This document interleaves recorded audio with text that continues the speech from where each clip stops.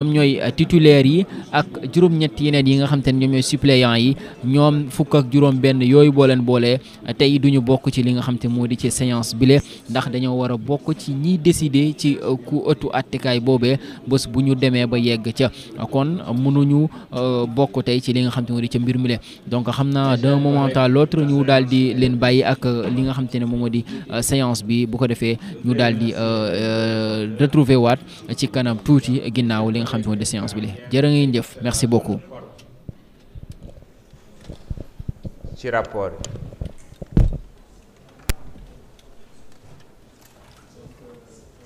oui honorable Guy Marius Sagna.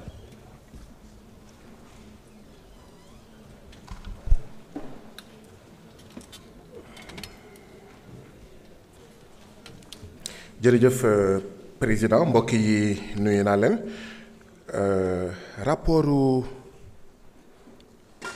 rapport bu jëm ci mise en accusation monsieur Ismaïla Madior Fall ancien ministre de la justice garde des Sceaux page 1 bu résolution bi page 1 bu résolution bi 1 2 3 quatrième paragraphe. Des faits, il ressort que, suivant le décret, le décret, beneen bi mooy toujours ci même paragraphe bi deuxième ligne. Donc, des faits, il ressort que, suivant le décret numéro, l'État a affecté au ministère de la Justice une assiette foncière de 2 hectares, 85 arts, 14 santiars. boo demee ci page 2 bi, page 2 résolution bi, premier paragraphe, la même superficie, il est écrit superficie de 2H dafa fàtte A bi donc na corriger A bu na yokk A ci hectare bi. Rapport bu jëm ci mise en accusation bu madame Aïssatou Sophie Gladima, ancien ministre des Mines et de la Géologie. Page 3. Page 3, premier paragraphe. ñu ngi bind ne dañoo jënd matériel bu jar 119 millions 879 mille 70 francs ci même page bi 2 3 quatrième paragraphe ñu ngi naan matériel bi c'est d'un coût global de 119 870 ci kaw 119 millions 879 070 ci suuf le même matériel 119 870 fait 879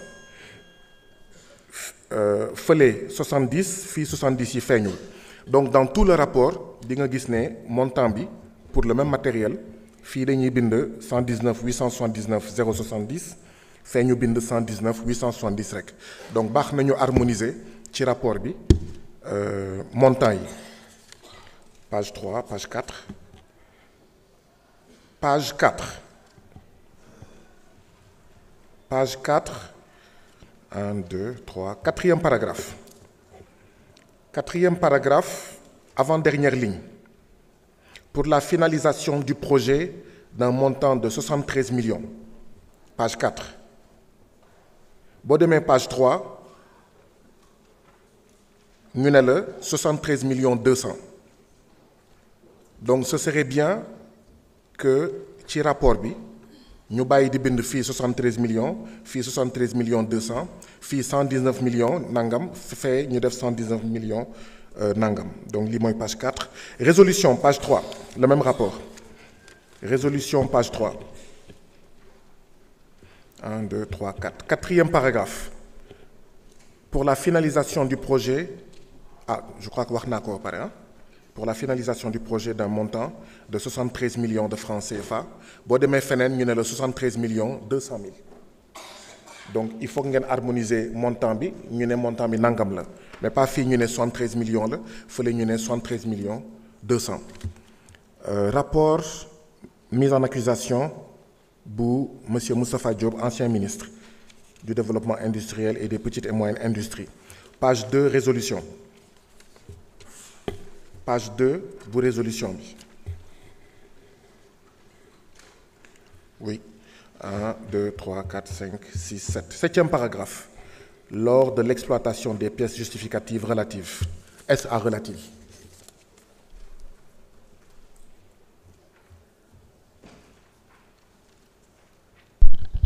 jërëjëf honorable ndax am na keneen oui honorable Tall.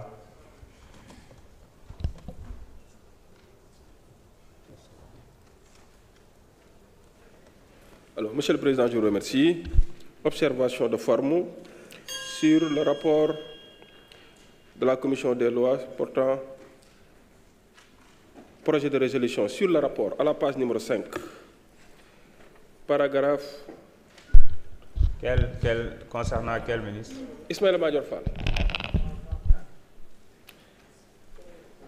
Sur le rapport à la page numéro 5, cinquième paragraphe, là où on a cité les articles 156, 157, 159 et 160 du Code pénal au lieu de Code de procédure pénale.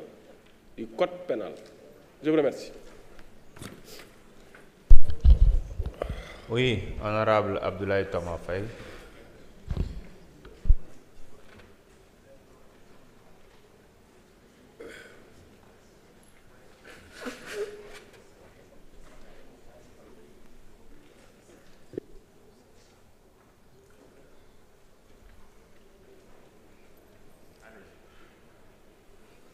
Merci beaucoup, Président. Donc, pour le projet de résolution portant mise en accusation devant la Haute Cour de justice de Mme Salimata Diop, page 1, quatrième paragraphe. Donc, on a écrit considérant que les lettres référenciées 114 PDGK du 8 avril 2025, Monsieur le procureur général de la Cour d'appel de Dakar a transmis au garde des Sceaux, ministre de la Justice, le procès-verbal numéro 567 DIC BAG en date du 18 juillet 2025. Je crois que ça ne peut pas être 18 juillet 2025. Certainement, il y a une erreur. Merci beaucoup. Oui, honorable Babacar Ndiaye.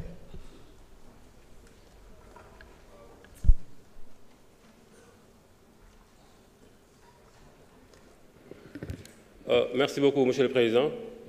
Je ne sais pas si c'est une vice de forme ou de fond.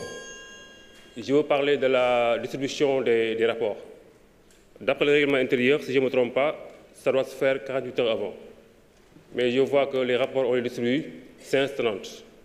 Là, par exemple, on trouve 5 rapports sur la table, 5 à 10 pages par rapport. On n'a pas le temps de lire, d'étudier pour mieux comprendre et se préparer.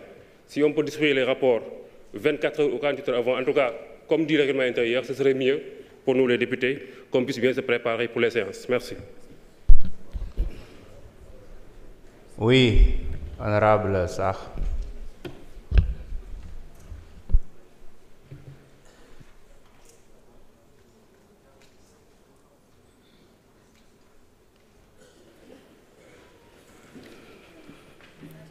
Merci, Monsieur le Président.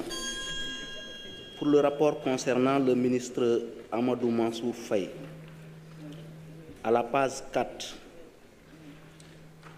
juste au milieu, relativement à cette procédure, il a été précisé que la responsabilité du mis en cause ne peut être a priori écartée, d'autant plus que les ministres ont la qualité d'ordonnateur de crédit. Au regard du montant conséquent qui aurait été détourné, je pense qu'il faudra peut-être atténuer un peu. Nous ne pouvons pas nous permettre de dire montant détourné alors que nous ne sommes pas des juges. Je pense qu'il faudra mettre présumé détourné ou autre. Sur le même rapport aussi, je constate également pour tous les rapports d'ailleurs, en ce qui concerne la mise en accusation, il a été rappelé dans les considérants des faits pour lesquels nous, en commission des lois, nous ne les avons pas examinés parce que nous n'avons pas de reçu de dossier pour ces mis en cause. Je pense que le rapport doit refléter fidèlement ce qui a été étudié en commission.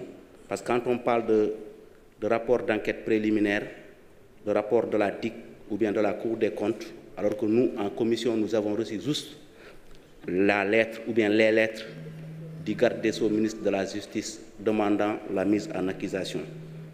Merci beaucoup. Oui, honorable Diaité.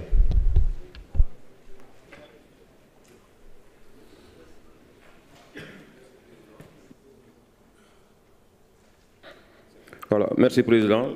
C'est juste sur le projet de résolution portant mise en accusation devant la Haute Cour de justice de M. Ismaïla Madior Fall. À la page 1, paragraphe 4, des faits, il lui ressort que le suivant décret, ils ont sauté le LE. Donc il faudra prendre ça en considération pour corriger. Merci beaucoup. Merci beaucoup. Oui, honorable Fodé-Mané.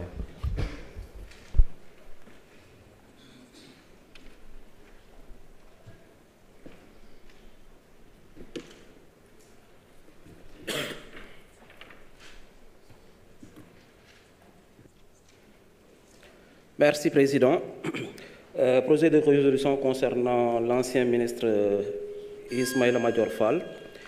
Le document de résolution, page 5. Deuxième paragraphe.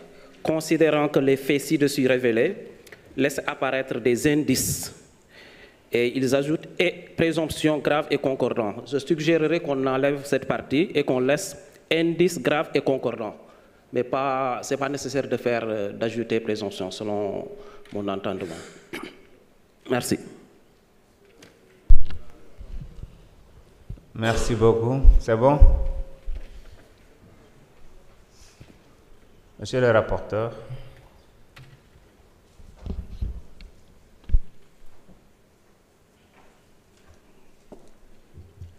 Merci, Monsieur le Président. Donc, nous prenons bonne note de ces observations et elles seront prises en compte dans le rapport final. Merci.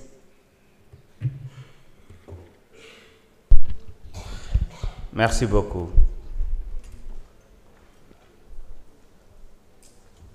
La discussion générale est ouverte sur les conclusions de la commission. Quels sont ceux qui souhaitent prendre la parole? Ils pourront insérer leur carte et réserver un temps de parole. Oui, en ce qui concerne le temps de la prise de parole, je voudrais proposer 10 minutes par orateur pour pouvoir réagir sur les